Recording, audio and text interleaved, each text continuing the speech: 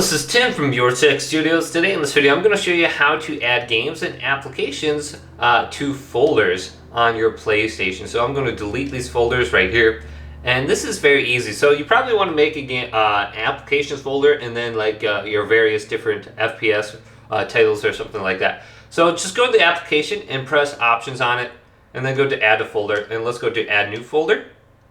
And I'm just going to make one for apps. So let's press R2 and done, and then select the content. So anything that's an app, I'm just going to select, maybe even the Playroom, the internet browser, and then here's the media gallery, and then going over to confirm.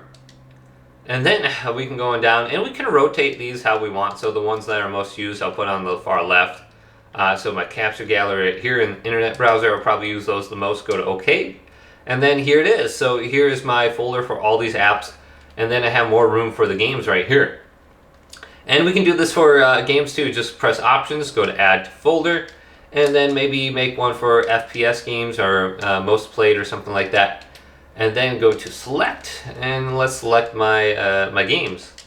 So I'll just select these games, go to OK. I only have like 4 on my PlayStation.